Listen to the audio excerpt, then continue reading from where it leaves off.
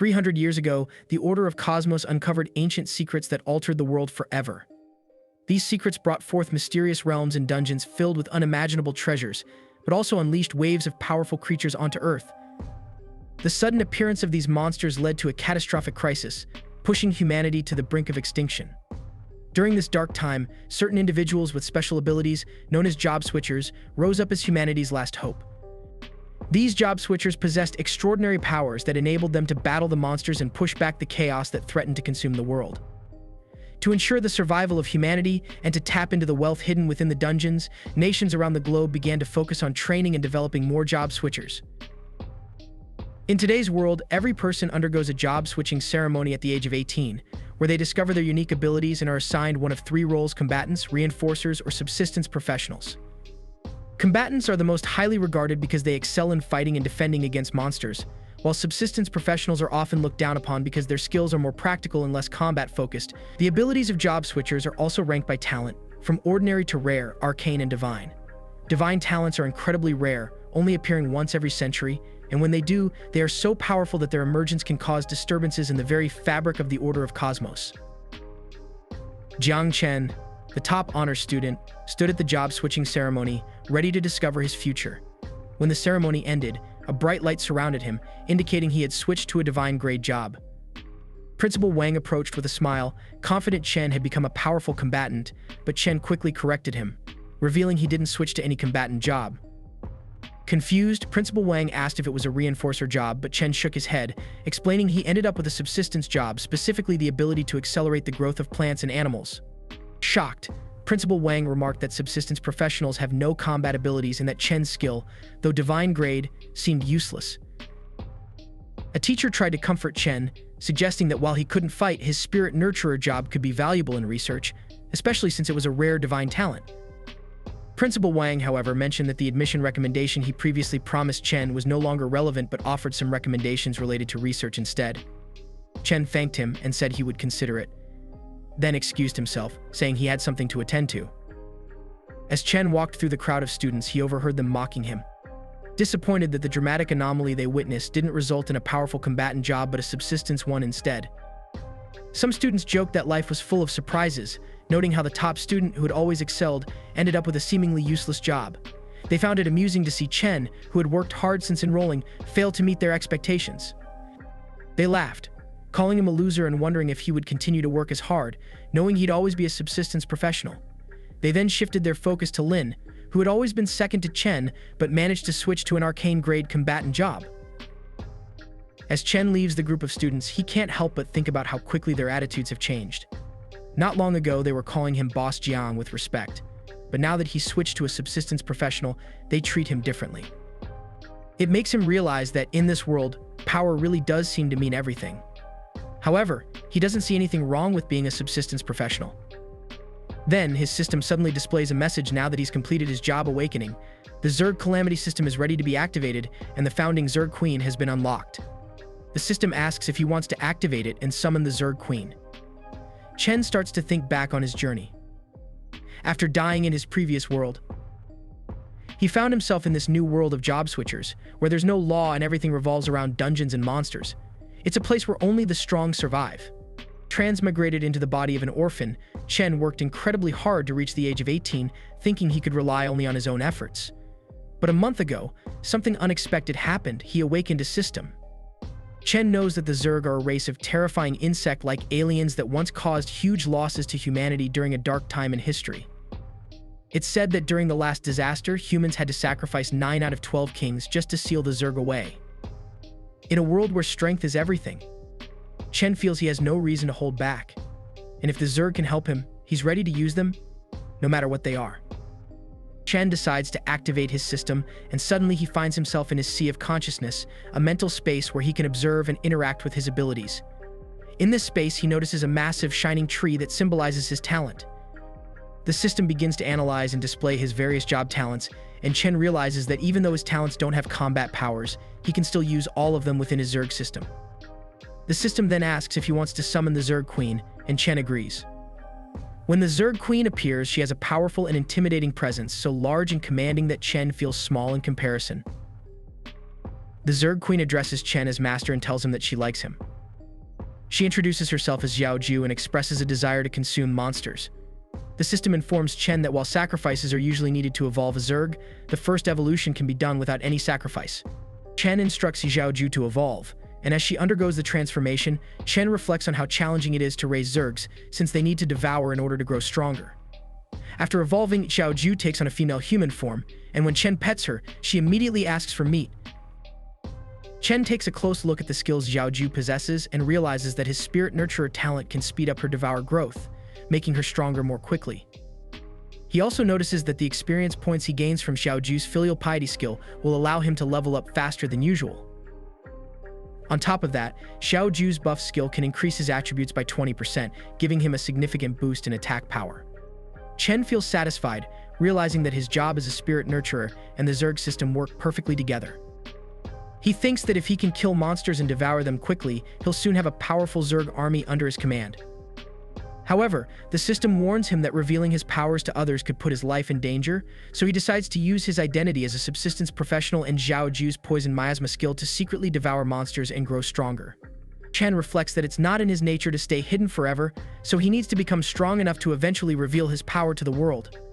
Suddenly, he senses a disturbance, and Xiaoju alerts him to a potential threat. Chen opens his eyes and sees a man standing before him. The man mentions that everyone in the city witnessed the strange phenomenon during the job-switching ceremony and asks if Chen is responsible. Chen quickly realizes that this man is likely a master-level job switcher, or perhaps even more powerful, and wonders why he has sought him out. At the job-switching ceremony, everyone still there is curious about who the man is and is struck by the powerful presence he exudes. They start to speculate about what might have happened between Chen and the man that led to this tense encounter. Chen himself wonders why the man has been projecting such a strong, intimidating aura without saying a word, suspecting that the man might be testing him. Xiaoju then tells Chen that the man is trying to scare him, but she actually finds him interesting and wants to devour him. The system suddenly turns red and warns Chen that the Zerg Queen has detected a threat from the man and sees him as a valuable target for devouring. Because of this, the Zerg Queen is preparing to attack. As the wind picks up, Chen worries that Xiaoju might start attacking due to feeling threatened, creating a cold and foreboding atmosphere that everyone nearby can sense. Chen realizes that when the Zerg Queen's Devour stat is too low, she becomes aggressive, so he needs to find some small monsters quickly to increase her Devour value. He also understands that the man's intention was to test his power through intimidation, which unintentionally triggered the Zerg Queen's aggressive behavior. Despite the tense situation, Chen manages to control the Zerg Queen. The man then praises Chen for handling the test so well immediately after his job switch and for his ability to fight back, saying that such performance is expected from someone with a divine job and that Chen has a bright future ahead. Chen thanks him but asks for his identity. The man introduces himself as Ji Gang, a commander of the Night Watchers, and extends an invitation to Chen to join their ranks. Chen is surprised by the man's offer. He learns that the Night Watchers are a special group set up by the Celestial Kingdom to fight against monsters and beast tides. Whenever there's a dangerous beast tide, a new mystic realm, or a newly discovered dungeon, the Night Watchers are the first to go in and deal with the threats to humanity. Because they are always on the front lines facing the most dangerous situations, the fatality rate among their recruits is extremely high, which makes most people hesitant to join. However, Chen's situation is different. The Zerg Queen needs to constantly consume monsters' flesh and blood to increase her Devour value stats and start reproducing. Chen realizes that he needs a lot of opportunities to fight and devour monsters to keep her satisfied. He is also unsure of what might happen once her Devour value stats are full and she begins to reproduce, so he thinks that being in the wilderness, where there are many monsters, is the best environment for this process. By joining the Night Watchers, Chen would be able to find the monsters he needs to feed the Zerg Queen and help her reproduce. Chen decides that, with his current circumstances, the Night Watchers organization suits him the best. Ji Gang tries to persuade Chen, saying he might have heard a couple of rumors about the Night Watchers, but those are things of the past. He assures Chen that as long as he is willing to join, he can receive holistic training to nurture his talent. Gang continues talking, but Chen interrupts him, shakes his hand, and says there is no need for him to say anything more, as joining the Night Watchers and contributing to its glory is truly an honor. Chen adds that he is wholeheartedly willing to join the Night Watchers. Gang is surprised, as he thought he would have to work hard to convince Chen. He asks if Chen is serious, and Chen answers that he is serious but still has something else to do. Meanwhile, Xiaoju has been disturbing his consciousness, expressing that she is unhappy and wants to eat Gang. Chen quickly leaves, telling Gang that he will report to the Night Watchers in 3 days. As Chen leaves, Gang reflects that he thought it would be quite troublesome and did not expect it to be so smooth sailing. He then remembers that he forgot to ask Chen about the job he switched to. The martial court's 8th elder arrives, and Gang tells him that if he is there to recruit people, he is late. The elder ignores him and asks where the person with the divine subsistence job is. Gang asks him what he means, and the elder asks if Gang is planning to make a divine grade subsistence professional join his Night Watchers to meet his demise. Gang then realizes that Chen switched to a subsistence profession. Chen is with his neighbors, whose names are Wang, Shi, and Li, and he tells them about his new job profession. One of his neighbors, Wang, is shocked and asks if the anomaly that happened a while ago was caused by him. Chen confirms that he is the one responsible. Shi berates Wang for shouting, warning that someone might come looking for trouble. Wang apologizes, but Chen reassures him that it is fine, saying it is not something shameful. Wang agrees, noting that, although subsistence professionals cannot fight, he has heard that companies that grow spiritual plants are in need of their talents. Wang continues, saying that if Chen's parents were still alive, they would have been proud of him. Chen expresses his gratitude, saying it is thanks to neighbors like them who have helped him over the years, and he vows to repay their debt of gratitude. Wang tells him not to fret over the little things, and then mentions they are going to a beginner mystic realm to farm for equipment. He asks if Chen would like to come with them, assuring him they will help him level up. Chen agrees to go with them, and the system notifies him that he has formed a team. Chen and the others enter a mystic realm, specifically the C-class mystic realm known as the Undead Divine Palace. Wang is shocked, noting that the mystic realm system should not have pitted them against such a high-level dungeon. She suggests that this might have happened because of Chen, who is a divine-grade job switcher, and theorizes that the Order of the Cosmos might have matched them with a higher-level mystic realm to make things fair. The others consider leaving, but Gang reassures them that it's fine, pointing out that opportunities to encounter such high-level mystic realms are rare, and they won't know what they can achieve unless they try. Wang leads the attack and advises Chen to stand further back, warning that the undead soldiers are more dangerous than typical C-class monsters. He then tells the others they will start attacking the dungeon core and strikes one of the undead with his sword. As Chen watches them, he reflects on how Wang and the others must fight such monsters to make ends meet, understanding why they always return with injuries. He remembers hearing that Xi was forced to become a raider to pay for her little brother's eye treatment, yet she still helped him all the time. Chen realizes that he needs to become stronger faster so he can return the favor to everyone once he earns enough money. At that moment, Xiaoju appears and tells Chen that there are many delicious monsters around and that she wants to devour them. Chen decides to try out Xiaoju's powers by using the poison mist skill and then tells her to go ahead. She thanks him, spreads around like a mist, and all the corpses the mist touches instantly become corroded. Chen realizes that the mist is strong, but the monsters are too low level, so the devour value is increasing quite slowly, meaning they will need to devour more monsters. He remembers Wang and the ladies and notices that they have covered a long distance in a short time, likely because they have been teaming up for a long time. Chen reasons that poison mist is an area effect attack, and since he cannot completely control it yet, he might accidentally hurt them if he uses it. He decides to trail behind them and deal with all the monsters' corpses first. Xiaoju tells Chen that she senses something, pointing in a direction and saying there is fresh blood and meat there. A group of dark shadow lurkers of level 10 appears, and Chen realizes that these monsters hide in the dark, targeting weak individuals who fall behind the group. He notices the lurkers' stats with his system and realizes that these monsters cannot compare to him, as he has received a buff from Xiaoju's passive skill. Chen decides to use the lurkers to test his skills. He instructs Xiaoju to transform into a miasma and follow him. As the lurkers rush towards him to attack, Chen deftly avoids their strikes, ensuring that each one is touched by the miasma. This instantly kills the monsters, and the system notifies him that the devour value has increased. Xiaoju informs Chen that more food has appeared. As a new group of monsters emerges, Chen realizes that many monsters are hiding in the dungeon, and he begins to worry about Wang and the others. Determined to deal with the threat quickly, he asks Xiaoju if she can handle them. She agrees, saying they are all her prey, and assures him to leave it to her. Wang gets hurt while fighting the undead, causing Shi and Li to worry. He reassures them, saying that as a combatant, the injury is nothing to him. But he is secretly concerned as he realizes the number of monsters is increasing, and the plan is not going as expected. He tells Xi to leave and meet up with Chen while he handles the monsters, but Xi refuses.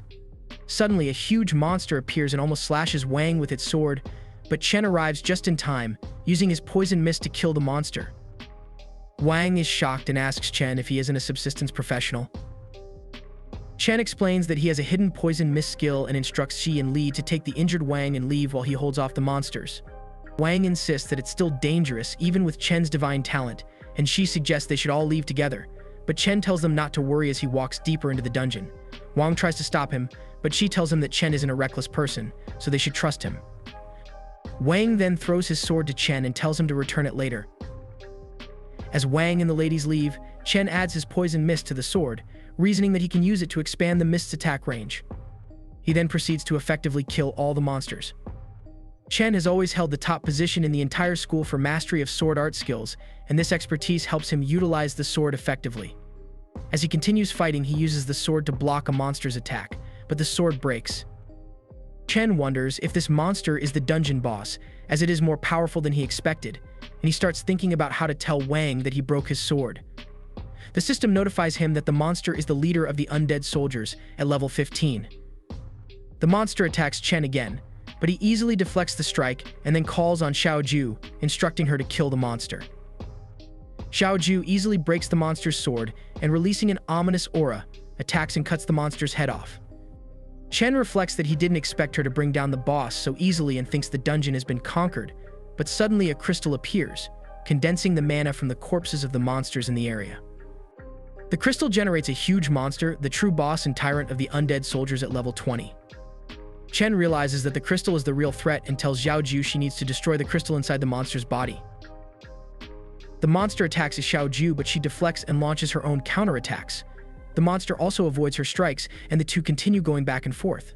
Chen assesses the situation and considers using the plants, initially feeling reluctant, but eventually decides to give it a try. Chen realizes the monster is incredibly fast, and each of its attacks is as powerful as a charging bull that has gone out of control, but he also sees this as its weakness. As Xiaoju and the monster continue to battle, Chen notes that many roots are hidden beneath the floor. He decides he just needs to use his talent at the right moment, stopping the monster in its tracks when it gets close enough.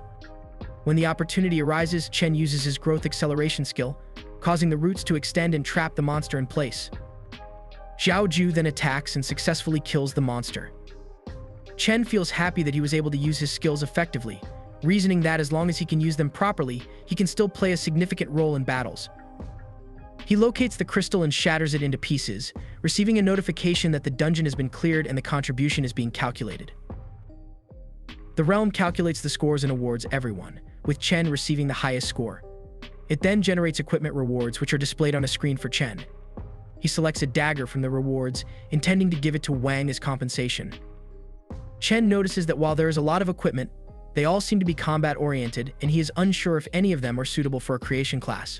He decides to examine the attributes of each piece of equipment and picks up a hammer, but it is so heavy that he cannot lift it. Suddenly, Chen realizes that the realm is granting him the experience points he earned, and when he tries again, he is able to lift the hammer with ease. His skills and abilities also increase in levels. Xiaoju then asks if she can eat the equipment as a reward. Chen tells her she cannot eat them, as they are meant for Wang and the others to exchange for money, and eating them could give her a bad stomach.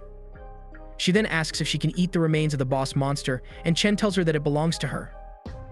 As Xiaoju walks towards the monster, Chen wonders if it might be too large for her.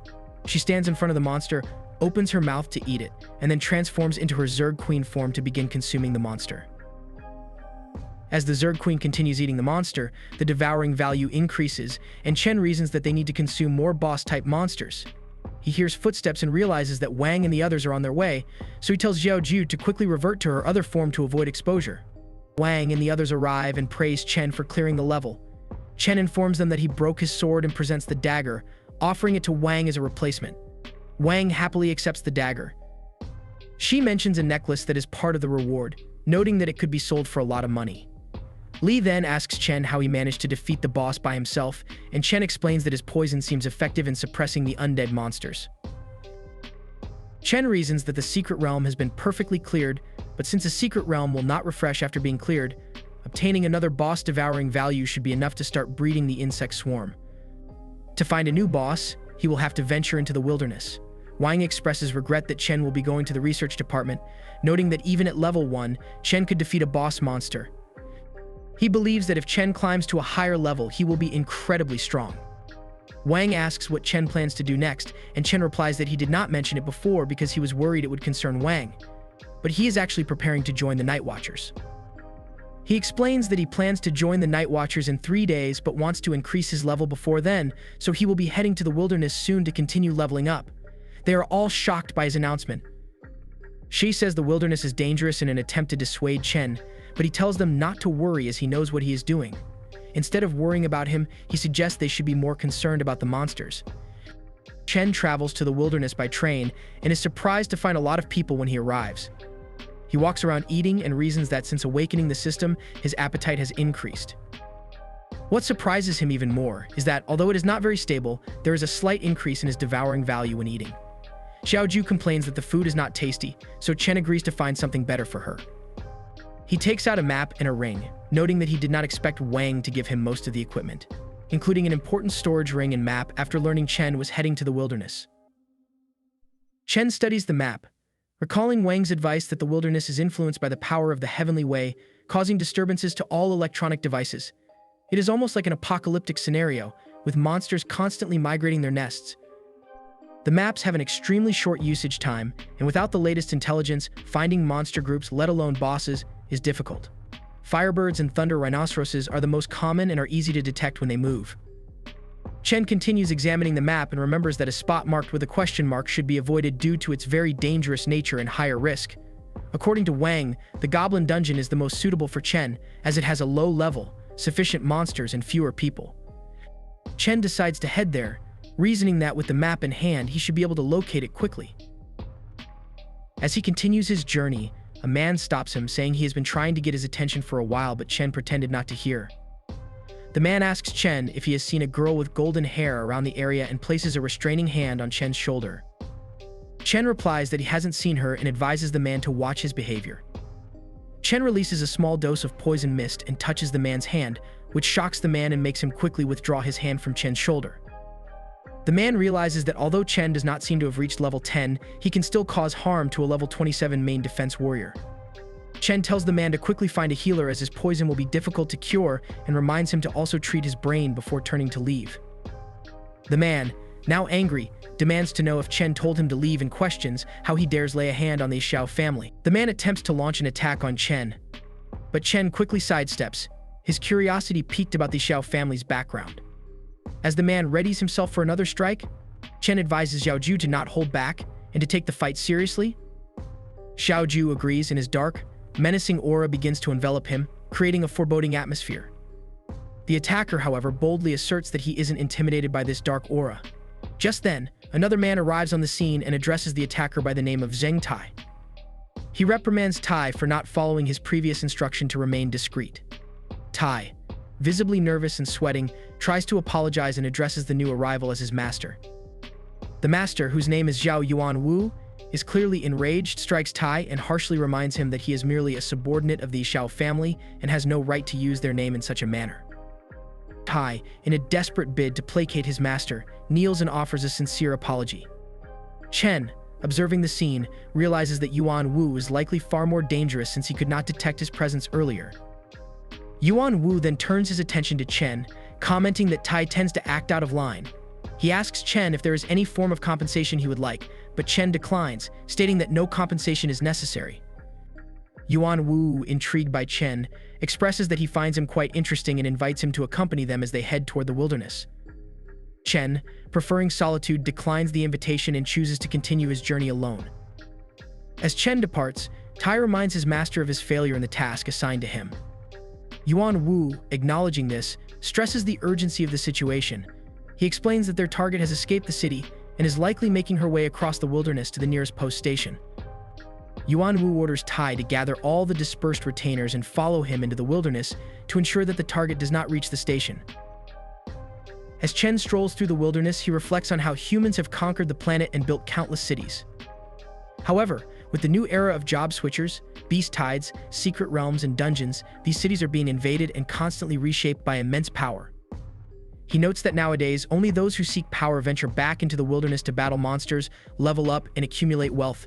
Chen starts to feel lost. He expects that he would have reached the goblin's nest by now, but it is almost nighttime, and he still hasn't arrived. He recalls that he had seen many scattered monsters earlier, but now they seem to have disappeared. Xiaoju, who consumes monsters, might have contributed to this decline.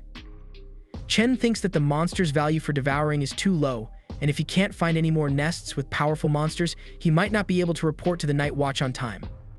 As it begins to rain, Chen suspects that the rain might be magical. He wonders if he has accidentally entered a nest area. Feeling a bit relieved, he thinks that even though it's not the goblin's nest he was aiming for, finding any nest means he should be able to locate a monster soon and achieve his full devouring value. Chen looks up and sees a massive monster looming above him.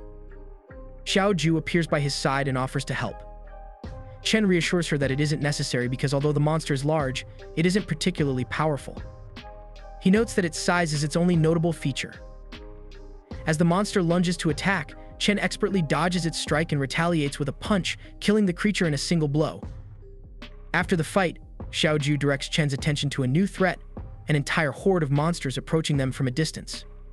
Chen, ready for the challenge, tells Xiaoju she can eat to her heart's content from the upcoming battle.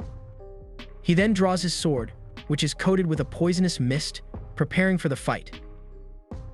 Both Chen and Xiaoju charge toward the incoming monsters with determination. During the battle, Chen reflects on how advantageous it is to fight monsters in the wilderness. Unlike in other areas, he gets immediate experience points from each monster he defeats. As he defeats the monsters, his experience points increase significantly.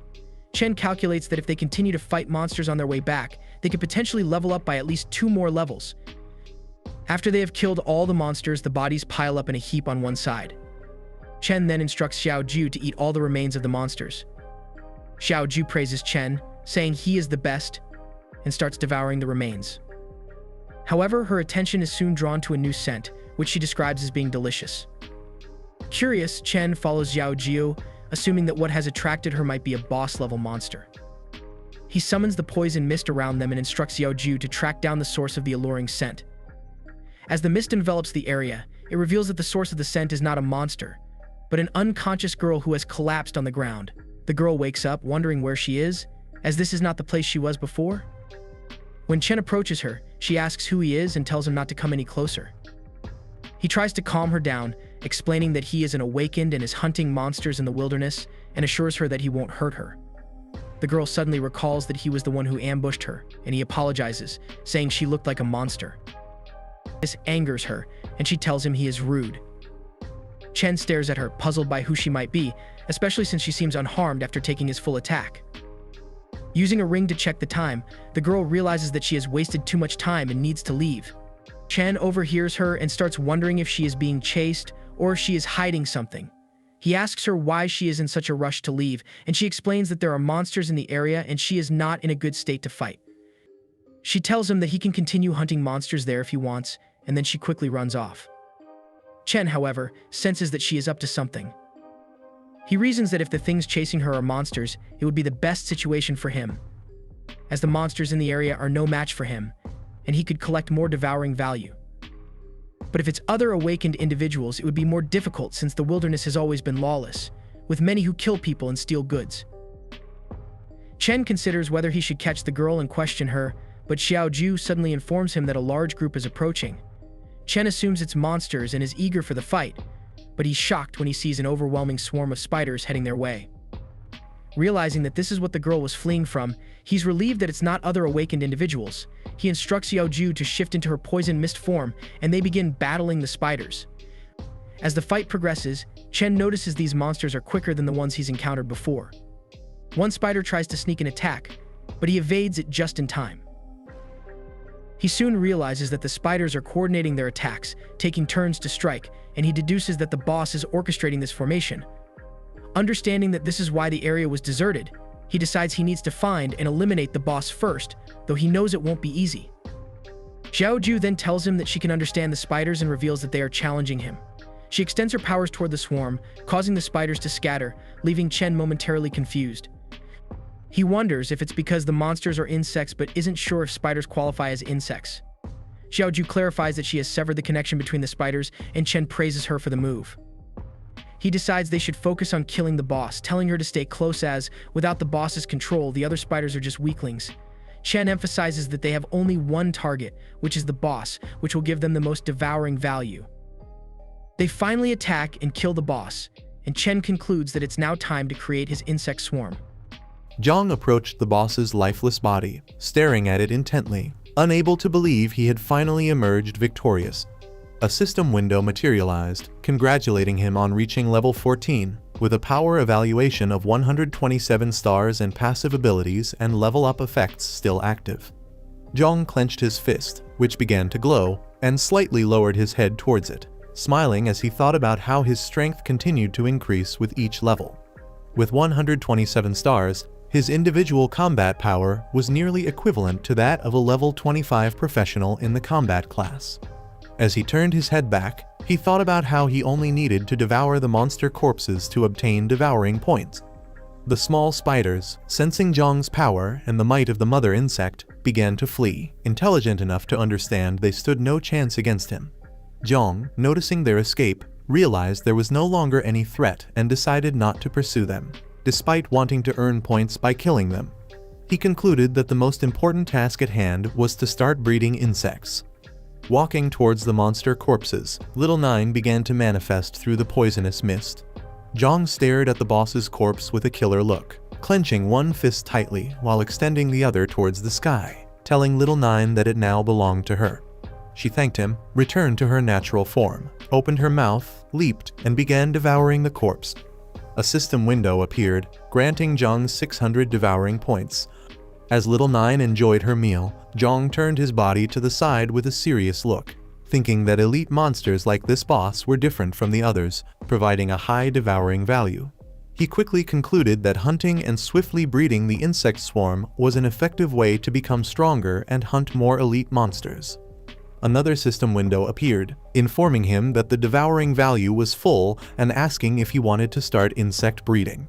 Zhang, amazed by how quickly the devouring value had filled up, realized that elite monsters gave significantly more points than normal ones. Little Nine returned to her human form, knelt before Zhang with one hand on her knee and the other on the ground, bowing her head. She informed him that she was ready to reproduce and asked for his permission to continue following him with much stronger power. Zhang, his body emanating a powerful aura, turned his head to the side, lost in thought for several seconds. With a smile, he decided it was time to start breeding the insects. A system window appeared, informing him that Little Nine had begun the first generation of mass insect breeding. Zhang and Little Nine's bodies emitted a wave of energy, and the system informed him that the accelerated growth of talents and the blessing of the growth of all things were in effect. Zhang gazed at Little Nine with a serious look, thinking to himself that his passive skills were more effective for accelerating insect breeding. The mark of Little Nine appeared on his hand, and he quickly realized it was a new ability. His assumption was confirmed when a system window granted him two new exclusive abilities, Insect Nest and Dominion. Another system window informed him that insect breeding had been accelerated, with 8 seconds remaining. Zhang thought that the breeding was almost complete. Lifting his head towards the sky, Zhang was shocked by what he saw, amazed and wondering if it was a colony of insects. Before him stood Little Nine, hands extended to the sides, reproducing herself. In the blink of an eye, thousands of insects appeared and started flying around them. The system congratulated Zhang on successfully completing the breeding of the first swarm, totaling 2,300 insects. Zhang turned his head to one side, observing the insects with a smile, impressed by the quantity. He couldn't believe that the first breeding cycle could produce over 2,000 offspring and wondered what would happen in the third or fourth generation. One of the insects approached Zhang, and he sensed its presence, turning his body towards it and caressing its head. He liked these insects, but noticed that their abilities differed from Little Nine's. The insects had acquired new skills, and the insect status window appeared, revealing its name, Son of 9 Wings of Miasma. It possessed 4 abilities: Poisonous Mist, Camouflage, Frenzy, and Self-Destruction. Zhang thought that the camouflage and self-destruction skills seemed quite useful. While lost in thought, Little Nine approached him from behind and gave him a hug, closing her eyes and smiling. Her voice snapped Zhang out of his trance, and he turned his head slightly towards her, smiling and feeling at ease. He turned his body towards her, caressed her head, and thought that she seemed to have changed, but not much. Little Nine closed her eyes, placed her hands on her chest, and informed him with a joyful smile that she had finished the insect breeding process. She took Zhang's arm with both hands and told him that she wanted to rest. Confused, Zhang asked her what she meant, and at that moment, her body began to disappear. Zhang turned his head slightly towards his hand, puzzled by her disappearance. A system window appeared, informing him that Little Nine had returned to the insect nest. Zhang looked at his hand, smiling with relief. The system space was incredible, accommodating swarms of insects. No matter how many swarms there were, they could all hide within the system, and Zhang would no longer fear being discovered. The insect nest was a new ability granted at maximum level, unable to be leveled up. Zhang activated Little Nine's mark and saw her sleeping peacefully in his hand. He realized that after reproduction, insects needed to sleep. Remembering his new ability, Dominion, Zhang decided to test it out. He extended his hand to the side and activated the skill, causing his body to emit a powerful and suffocating energy, his eyes shining. As he activated the ability, the insects by his side turned their heads towards him, looking at him with a murderous gaze. Zhang turned his head towards them, realizing how the ability worked. He extended his hand towards the sky, and it began to absorb the insects. This new ability allowed Zhang to control the insect swarm, as easy as moving an arm. With shining eyes, Zhang looked ahead, amazed. By using this ability, he could also use the insect senses, perceiving the world as they did. He saw that the place was filled with monsters, hidden and ready to stalk their prey. Zhang turned his head to one side, noticing the insects' excitement. With a killer look, Zhang and the insects stared at the monsters, his body surrounded by Little Nine's poisonous mist. He gave the order to attack, testing their new abilities. Thousands of insects destroyed a nearby building into pieces, attracting the attention of all the monsters in the area. The monsters slowly approached to see what was happening, but Zhang didn't wait any longer. His body releasing Little Nine's poisonous mist, he approached the monsters, who soon realized what was about to happen. They tried to escape, but it was too late. The poisonous mist rapidly approached them, sticking to their bodies and slowly corroding them, causing immense pain. In a matter of seconds, all the affected monsters lost their lives and fell to the ground. The poisonous mist slowly devoured them. Zhang approached the corpses, staring at them intently. With the insect swarm, there was almost no need for him to take action. The reach of the poisonous mist was now much larger, devouring targets faster and more extensively. Additionally, he had shared vision with the Dominion ability. Common monsters could no longer hide from the insect swarm. Zhang turned his head to one side, watching Little Nine's poisonous mist slowly devouring the monster corpses. He smiled, thinking that soon he would be able to breed more insects. He remembered that he hadn't carefully checked how much devouring value was needed for the next insect breeding. Opening the system window, Zhang was shocked by what appeared on the interface, wondering what was happening. At the same time, a man arrived at an abandoned warehouse near Zhang's location and informed his leader that he had returned. The leader, seeing his arrival, asked why he had taken so long and ordered him to quickly report on what was really happening in the spider's nest. The man, wearing a hood and having green hair, was quite scared. He informed his leader that the spider's nest had been annihilated by someone mysterious and unknown, with a crushing annihilation that left not a single monster alive. His superior, a tall man with brains, couldn't believe what he had just heard. He turned his head towards his subordinate, asking with a surprised look if this was some kind of joke. He couldn't believe that someone had completely annihilated the spider's nest. Another man nearby approached them and was shocked upon hearing this. The green-haired man approached them with a serious look, confirming the truth and adding that the city of monsters was in ruins. Their leader put his hand on his chin, looking towards the ground, unable to believe that the nest had been reduced to ashes. It was too terrifying to hear. He initially questioned if the culprit could be a member of the Night Watch, but dismissed the idea as it was not their style. He concluded that the responsible party must be some secret operation from a hidden family or a powerful assault group. He decided it was best for them to retreat. For them, this was a shame. They had been entrusted with the mission of filling a bottle with the venom of a wolf spider. Having failed, he decided to make up for the losses on the way back by robbing some unfortunate ones. The man next to him turned his head towards him, sweating and panicking. While they were talking, someone opened the door of the abandoned warehouse. The three turned their heads back, and the green-haired man revealed that they had an unexpected visitor. They wondered who this person could be. A man put his hand on the door, slowly opening it, and told them that he had finally found other professionals. The leader asked him who he was. This person was Jiang. He entered the warehouse, walked towards them, dropped an arm, extended his hand, and with a calm look, asked them not to worry since he had only come to level up. Jiang added that he had come to exchange some food with them. Hearing this, their leader felt relieved as Jiang was alone. He turned his head towards him, looked into his eyes, and with a smile, agreed to exchange food. Noting that food in the desert wasn't cheap, he asked Jiang what he wanted to exchange. The expression of the man next to him changed drastically, adopting an offensive stance and staring at Jiang. Jiang approached the leader, looked into his eyes, and with a smile, asked him not to worry, saying he had some very good items to exchange. The man's expression changed once again, looking at Jiang with a curious smile, wondering what he wanted to exchange. The leader ordered Jiang to show him the objects. At that moment, the two men surrounded Jiang, smiling as they unsheathed their swords. Jiang simply turned his head slightly towards them, smiling. From the beginning, he knew he couldn't trust them. Without hesitation, he activated the ring and extended his hand towards them. In the blink of an eye, several spiders emerged from the ring, looking at the men with a piercing gaze. Jiang turned his back on them and asked mockingly if his products were good. Seeing the spiders, the men sheathed their swords, stepped back, and went on high alert. They looked at the spiders, sweating and feeling fear. They were aware these were wolf spiders and questioned if they hadn't been annihilated along with the spider nest. They wondered if Jiang was the person who had killed all the spiders. Jiang Chan's current level was 17. He turned his head slightly towards them, looking at them with an overwhelming gaze, and with a smile, asked them not to think he didn't know what they wanted to do.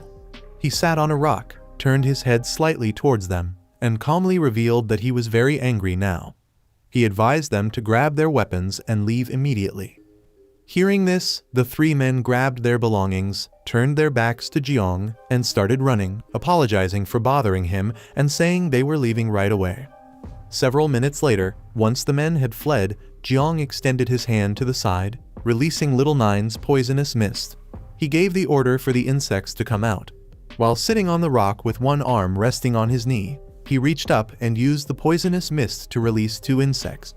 They began flying around him, with a murderous look in their eyes, searching for any hidden threat. Jiang began to drink some soup the men had left. He was getting hungrier and thought he should have known better when he first obtained Little Nine. He didn't expect leading the insect swarm to have such side effects.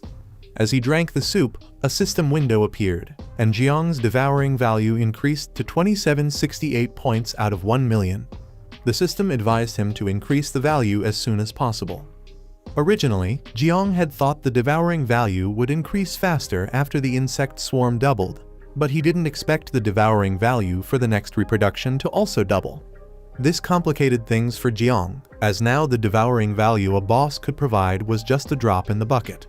Even eliminating all the beast nests outside the city wouldn't be enough to fill up the devouring value for the next reproduction. Jiang looked down at the ground, lost in thought. He had heard that the beast nests and secret realms controlled by Nightwatch were not going to be made public, which meant that if he wanted to increase his swarm's devouring value, he had to join Nightwatch as soon as possible. He looked at his hand and saw that Little Nine had not yet woken up. He quickly concluded that the burden of reproduction was not small. At that moment, Jiang felt someone's presence. His expression changed drastically as he turned his head to one side, wondering what this person was doing here. He stood up, clenched his fists tightly, turned his head slightly to one side, and assumed an offensive stance. He could smell the scent of battle and that many people were chasing after her. He didn't know what was happening or why she was being pursued. Several seconds later, a girl using an invisibility spell entered the warehouse, bumped into Jiang, and fell to the ground. She was the same girl as before. She supported herself with one hand on the floor and touched her head with the other because it hurt. Jiang turned his head towards her, looking confused, wondering why he had encountered her again. While lying on the ground, the girl placed one hand on the floor, put the other on her chest, lifted her head towards Jiang, and immediately recognized him as the boy from the spider's nest. She looked at him with a frightened gaze and asked him not to tell anyone he had seen her there. Hearing this, Jiang was shocked. He turned his head towards her, looking surprised. She had been so close to him, and he hadn't been able to sense her presence. He quickly concluded that the person the blue-haired man was chasing was her. He decided to take the girl somewhere safe, but at that moment, he felt someone's presence. He turned his head towards the warehouse entrance with a serious look, thinking it was too late to leave. Several seconds later, several people entered the warehouse. Among them were Zhang Tai and the blue-haired man who was part of the Zhao family. They walked towards Jiang, and Zhang Tai quickly recognized him. He couldn't help but feel fear and chills. He pointed at Jiang and informed his leader that he was the same guy they had encountered before. The blue-haired man put his hand in his pocket, stared at Jiang with a smile, and praised his subordinate for having a good sense of smell. Jiang sat back down on the rock, rested his hands on his knees, and remained silent. Upon closer inspection, the man realized the place was empty, and Jiang was camping alone. With an angry gaze, Zhang Tai looked at Jiang and asked if a girl had entered the warehouse a moment ago. He ordered him to respond immediately or else this time he would kill him. The blue-haired man looked at Jiang, put his hand in front of Zhang Tai, and with a smile, asked him to wait. He approached Jiang and sat on the rock in front of him. He knew Jiang was from the spiritual master class and noticed that he had leveled up very quickly. It had been less than a day since they last saw each other, and he was already level 16. The man became more and more interested in Jiang. He decided to set this topic aside and explained that he had something urgent to do. While sitting on the rock, Jiang remained silent. The man sat on the rock, rested an arm on his knee, drew his sword, aimed it at Jiang's neck, and with a serious look, asked if he had seen a black-haired girl around there. His subordinates approached, stood behind him, and remained silent. Jiang remained calm, looked into the man's eyes, and quickly concluded that based on the aura emanating from his body, his level was very high, surpassing level 30. He saw that the man could accurately detect his class and level and thought he must have some detection equipment. Jiang turned his head to the side, pointed towards the warehouse's back door with his finger, and explained that he had just seen someone's shadow going in that direction. He added that because he wasn't of the perceptive class, he wasn't sure if that was the person they were looking for. Hearing this, the man stood up and tentatively decided to believe him. He advised Jiang to be more honest. Jiang turned his head towards him, somewhat surprised. The man stood up, turned his back to Jiang, turned his head slightly towards him, looked into his eyes with a murderous gaze, and warned him that if he found out he had helped that girl, the Zhao family wouldn't let him go. Hearing this, Jiang Ti also turned his head slightly towards him and couldn't help but smile. Several seconds later, the man and his subordinates began to leave the warehouse. Jiang turned his body towards them, and as he watched them gradually move away, he remembered that the Zhao family was the most powerful family in Zhangguo. With a penetrating gaze, he looked at the blue-haired man and thought that the clans in the city had a long history, were all feudal officials, were extremely mysterious, and rarely entered the world unless a great disaster occurred. Some powerful men in the family could even split the heavens and the earth. This guy was more powerful than Jiang had thought, and it wasn't good to be remembered by someone like that. Several seconds later, Jiang turned his head slightly towards the warehouse exit. Seeing that the man had left, he decided to leave as well since it wasn't good for him to stay there. The girl came out of her hiding place, approached Jiang, put her hands on her hips, and thanked him for saving her. Jiang stood up, turned his body towards her, and remained silent. He quickly grabbed her arm, causing the girl to panic and wonder what he planned to do. Jiang approached her, looked into her eyes with an aggressive gaze, and told her that she had almost fooled him like last time. Since he had helped her again, he asked how she had gotten in trouble with these people. With Jiang so close to her, she couldn't help but blush. She looked at him and explained that her family had a huge debt. The guy planned to take away the things they were escorting and kill them all, but he didn't expect her to escape. He was afraid that the news would leak out, so he was chasing after her. After explaining, she asked Jiang if he wanted to silence her. Hearing this, Jiang let go of her hand, turned his back on her, and began to walk away. Seeing this, she placed a hand on her chest, extended the other towards him, and told him that she would always remember that he had helped her and would be very grateful to him in the future. As he distanced himself from her, he closed his eyes, clenched his fists tightly, and told her that he didn't want to get involved in her affairs. At that moment, Jiang abruptly stopped, opened his eyes, and thought that something was not right. The girl also noticed this, and her expression changed drastically. With a fearful look, she revealed to him that someone had just placed a barrier spell around the warehouse. Someone outside the warehouse gave the order to their subordinates to come out. Jiang looked towards the warehouse entrance, thinking that it was now impossible to escape. He knew that even if the girl said she didn't know him, they wouldn't believe her anymore.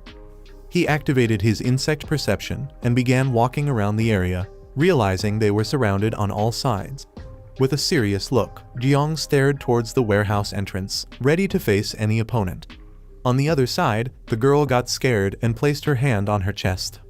Several seconds later, the blue-haired man and his subordinates appeared, their bodies emanating a killer aura as they looked at Jiang with a penetrating gaze, ready to finish him off. The man knew that Jiang had lied to him. He approached him, stared into his eyes, and ordered him to hand over the girl. As the effects of the dragon Yuan pill coursed through his body, an immense elemental energy dragon materialized behind the man with blue hair. The dragon's eyes gleamed, signaling its readiness to unleash a devastating attack. The man assumed an offensive stance, stomping the ground with such force that it shattered beneath his feet. Gripping his sword tightly, he fixed his gaze on Jiang, determination etched on his face as he prepared to end their conflict once and for all. The sheer power emanating from him caused the surrounding rocks to levitate, a testament to his overwhelming energy. Jiang couldn't help but feel a sense of terror as he looked upon the dragon, uncertain if he possessed the strength to withstand its impending assault. The blue-haired man began to unsheath his sword, preparing to execute the second technique of the 9 Kongning styles, the descending dragon's cut. As he launched his attack, his body radiated an immense energy, and in a flash, the elemental energy dragon surged forward, rapidly advancing towards Jiang. The dragon opened its maw, poised to deliver the final blow. In that critical moment, the girl stepped in front of Jiang, extending her hands towards the oncoming attack.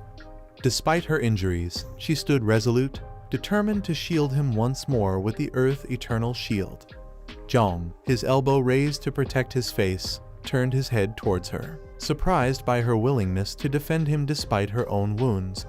A vibrant green shield materialized around them, just as the spiritual dragon collided with it, shattering the ground and enveloping the area in a veil of smoke. As she maintained the shield, the girl closed her eyes and clenched her teeth, her hands outstretched to sustain the barrier. She explained to Jiang that the man's consumption of the Zhao family's secret dragon Yuan pill had multiplied the dragon's strength several times over. Her shield, she realized, would be unable to withstand the onslaught, leaving them at the mercy of their foe. Within seconds, cracks began to appear in the shield, spreading like a web of impending doom. The girl, recognizing the dire situation, summoned the last remnants of her strength to hold the shield for as long as possible. Jiang, grasping his cloak, gazed at the spiritual dragon in awe, marveling at the blue-haired man's formidable power. Each strike from the dragon carried the weight of a lethal blow, surpassing even the astonishing might of the previous attack. The blue-haired man leaped forward, approaching the shield and fixing his gaze on Jiang. A smile played on his lips as he witnessed the cracks spreading across the barrier.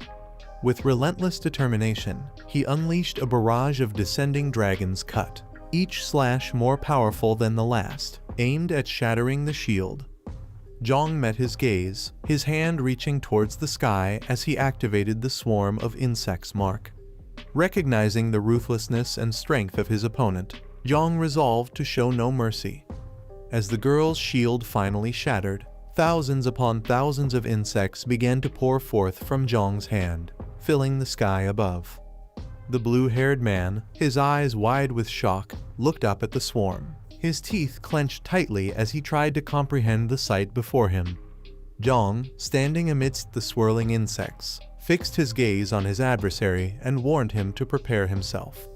The girl, seated on the ground behind Jiang, clutched her wounded shoulder, her eyes filled with surprise as she pondered the true extent of Zhang's abilities and whether he truly belonged to the creation class. The insects gathered around Zhang, their eyes locked on the blue-haired man, ready to strike at a moment's notice. Zhang approached his foe, commanding the insects to attack. The man, realizing the dire situation he faced, knew that if the swarm descended upon him simultaneously, his chances of victory would be slim to none. As the insects surged forward, the blue-haired man unsheathed his sword, assuming a defensive stance. His face hardened with determination as he stared intently at Zhang, unleashing the descending dragon cut once more. His sword pulsed with a powerful energy as he refused to yield to the onslaught of what he deemed to be mere smelly insects. With skill and precision, he began to slice through the insects, cutting them to pieces. Zhang, his body emanating the poisonous mist of Little Nine, extended his hand towards the man, a piercing gaze in his eyes. He questioned whether his opponent truly believed he could prevail. To the man's shock, the bodies of the injured insects began to regenerate, their wounds healing as if they had never been inflicted. The insects, now whole once more, resumed their relentless assault on the blue-haired man. He defended himself valiantly, his sword cutting through their bodies, only to watch in disbelief as they regenerated time and time again. Panic gripped his heart as he realized the futility of his efforts, unable to comprehend the seemingly immortal nature of the insects. As the swarm continued to pour forth from Zhang's body, he fixed his gaze on the man, a serious expression etched on his face. He silently observed, curious to see how long his adversary could endure. The girl, still behind Zhang, turned her head towards him, her eyes wide with astonishment as she marveled at the immense power he wielded. The blue-haired man, enraged by Zhang's mockery, swung his sword with renewed fervor, unleashing the descending dragon cut once more. The spiritual dragon manifested, its maw open wide as it began to devour the insects, preventing them from regenerating. However, in a moment of vulnerability, one of the insects approached the man from behind, sinking its fangs into his arm and injecting its venom. The man, his teeth clenched in pain, dropped his sword, realizing the gravity of the situation. With his dominant hand now poisoned, he found himself unable to wield his weapon effectively. Left with no other choice, the blue-haired man reached into his clothes, pulling out a crimson object. The insects, seizing the opportunity, surged towards him, but he raised the object skyward, invoking the technique known as Jade Protection of Life. A powerful red energy enveloped his body, forming a protective shield around him. The man, now identified as Xiaoyuanwu, mocked Zhang, questioning whether he believed he could defeat the great Xiaoyuanwu with a mere swarm of insignificant insects. Zhang remained silent, his hand outstretched towards Yuanwu as he demanded to know the nature of the treasure and the source of its power. With a commanding voice, Zhang ordered the insects to devour his foe. The insects, following Zhang's command, launched a ferocious assault on the shield created by the jade treasure.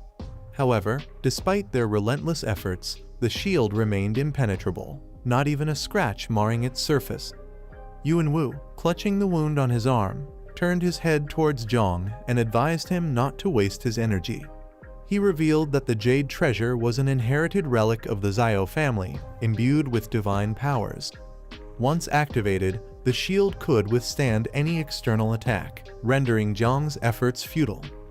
Zhang, undeterred, ordered the insects to continue their assault. Yuanwu, approaching them, couldn't help but express his admiration for Zhang's ability to control the insects and push him to the point of using the ancestral treasure. However, he assured Zhang that even with all the tricks up his sleeve, he would be unable to harm him as long as the shield remained active. As Yuanwu drew closer, the girl stood up, grasping Zhang's clothes. Blood began to trickle from Yuanwu's mouth as he approached Zhang, a smile playing on his lips. He decided to make one final offer to Zhang. If Zhang would agree to follow and obey him, Yuanwu would grant him the privilege of joining the Xiao family and bestow upon him the coveted Xiao surname, a dream many aspired to achieve. He urged Zhang to carefully consider the opportunity and not let it slip away. Zhang, his gaze calm and unwavering, remained silent for several moments, contemplating Yuanwu's words. Anger stirred within him as he realized the extent of Yuanwu's conceit, blinding him to the true nature of the situation. The girl, her head turned towards Zhang, looked on with confusion, wondering what he had in mind. Yuanwu approached Zhang, extending his hand to the side, a smile on his face. He told Zhang to cease his bragging, declaring that it mattered little whether he accepted the offer or not.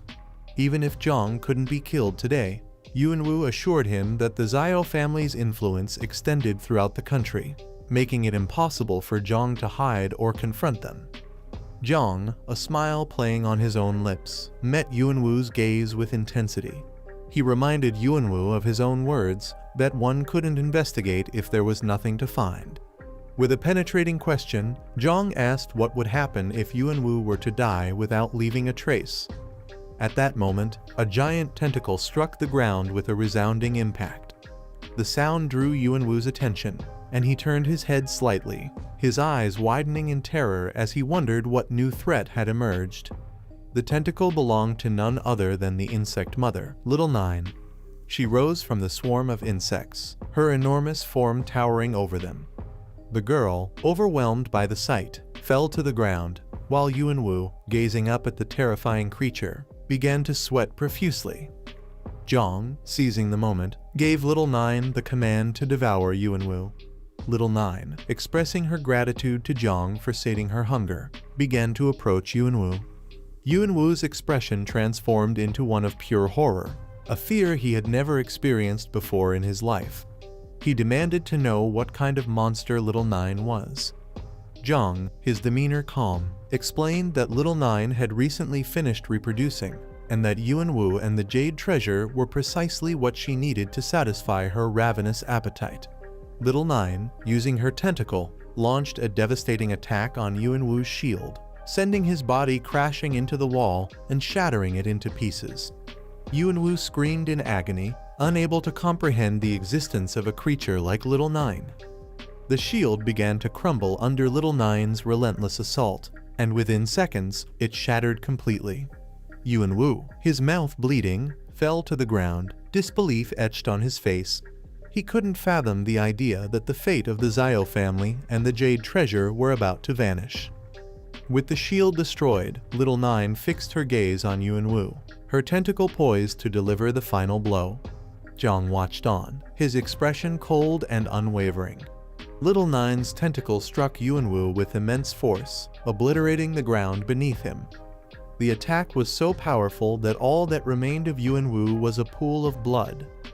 As Little Nine lifted her tentacle from the ground, Zhang realized that no one must discover what had transpired, for Yuanwu was now dead. He walked forward, his hand reaching towards the sky as he activated the swarm mark. With a command, he ordered Little Nine to transform. Within seconds, Little Nine reverted to her human form and embraced Zhang, her eyes closed and a smile on her face. She expressed her gratitude to Zhang, declaring that Yuanwu had been delicious and reaffirming her love for him. The girl, still seated on the ground, turned her head and caught sight of Little Nine. Confusion and fear gripped her heart as she realized the true nature of Zhang's companion. Zhang, turning his back on the girl, began to walk away, his sights set on investigating the Zhao family. As he took a few steps, Zhang turned his head towards the girl, his intention to deal with her evident. The girl, panicked and sweating, remembered that she now held knowledge of Zhang's secret. A chilling thought crossed her mind: would he kill her to ensure her silence? Zhang, his gaze serious, contemplated what course of action to take regarding the girl. As he pondered, his body began to emit Little Nine's poisonous mist, and a swarm of insects materialized behind him, their eyes fixed on the girl, ready to strike at a moment's notice. Zhang approached her, his eyes cast downward. With a grave tone, he demanded that she provide him with a compelling reason not to end her life. Upon witnessing Zhang's menacing demeanor, the girl panicked and quickly knelt before him. With trembling hands, she retrieved a handful of gold coins from her pockets and bowed her head in submission. She explained that the coins represented her entire fortune, worth millions and essentially her life savings. In a desperate plea, she offered the money to Zhang in exchange for sparing her life. Zhang picked up one of the gold coins, examining it closely as he contemplated the girl's sincerity. While her gesture showed a measure of earnestness, he couldn't ignore the fact that she knew too much and had a history of deception. In his mind, eliminating her seemed like the most prudent course of action. The girl, sensing Zhang's hesitation, stood up and closed her eyes. She raised one hand towards the heavens and solemnly swore by her name, Luisandao, that if she were lying to him, the gods could strike her down with 5 thunderbolts. Zhang, taken aback by her oath, found himself questioning whether Luisandao was indeed her true name, given her propensity for lying without regard for the consequences. Luisandao approached Zhang and handed him her identification card, her gaze sincere and unwavering. She assured him that her words were genuine, admitting that even she couldn't fathom what her parents were thinking when they bestowed such a name upon her. However, she emphasized that she wasn't attempting to deceive him. To further prove her honesty, she encouraged Zhang to examine her identification card for himself. Zhang took the card and brought it closer to his eyes, scrutinizing the image printed on it. To his surprise, the photograph depicted a chubby girl, bearing little resemblance to the person standing before him. Perplexed, he asked Luisandao if she was certain that the girl in the picture was indeed her. Luisandao, in a playful attempt to convince Zhang, grabbed strands of her hair and pretended to style them into 2 ponytails. She closed her eyes and puffed up her cheeks, explaining that the photo had been taken 2 years prior when she was younger and hadn't yet lost weight. The sight of her comical expression caused Zhang to turn his head and burst into laughter, catching the insects flying behind him off guard. However, Zhang's amusement quickly faded as he fixed Luisandao with an intense gaze. He expressed his lingering doubts about her trustworthiness, unsure if she would be able to keep his secret safe. After all, he reasoned, only the dead could truly guarantee their silence. Before Zhang could finish his sentence, Luisandao leaped into action. She activated her storage ring, causing a portal to materialize. With one hand reaching into the portal, she retrieved a scroll and approached Zhang, her expression serious. She assured him that he needn't worry about her revealing his secret, as the scroll she held was a binding contract. Once she disclosed the secret, she explained, her own life would be forfeit. The mere thought of dying terrified her, prompting her to present the scroll to Zhang. Suddenly, a system window appeared before Zhang, informing him that Luisandao had sworn to protect his secret with her very life. If she were to break her vow and reveal the truth, she would face immediate execution.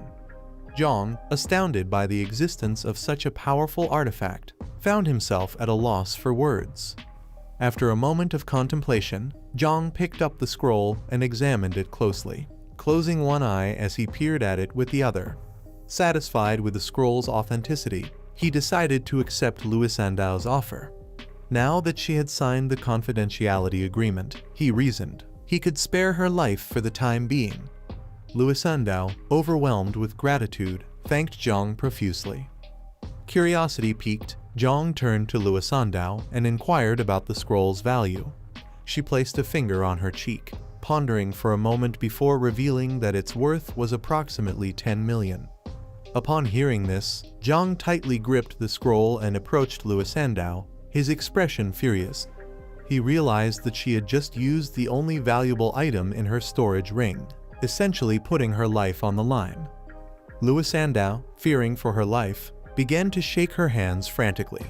She quickly offered an alternative, suggesting that if Zhang accompanied her home, her parents would treat him well and shower him with even greater rewards. Zhang, however, turned his back on her and started to walk away. He explained that he had to report to the night watch the following morning and couldn't afford to waste any more time. With a curt wish for her good luck, he prepared to leave. Desperate to change his mind, Luo Sando called out to Zhang, informing him that her house was much closer to the Night Watch headquarters than he realized. She mentioned the presence of a nearby teleportation station that would ensure his timely arrival. Although initially reluctant, Zhang eventually relented and agreed to accompany her. Several hours later, they arrived at the Luo family mansion, a breathtaking and expansive estate that resembled a castle.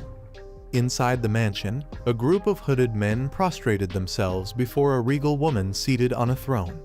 A man approached her and delivered the news of her daughter's recent ordeal. Shocked and outraged, the woman couldn't believe the audacity of the Zhao family, not only stealing and killing but also fabricating such a preposterous lie. As the woman's fury grew, the man implored her to calm her anger towards him, acknowledging his own role in causing her distress. Moments later, Luo Sando entered the room and approached her mother. She sat beside her, rested her head on her mother's knees, and began to weep. The mother placed a comforting hand on her daughter's head, her gaze turning fiery as she surveyed her subordinates. She resolved to take decisive action against the Zhao family. Luo Sando's father, sensing his wife's rage, approached her and urged her to remain level-headed. He reminded her that their daughter's safe return was the most important thing. He also cautioned against provoking the Zhao family, emphasizing their immense power and influence in the country. As mere merchants, he argued, they couldn't afford to engage in a direct confrontation.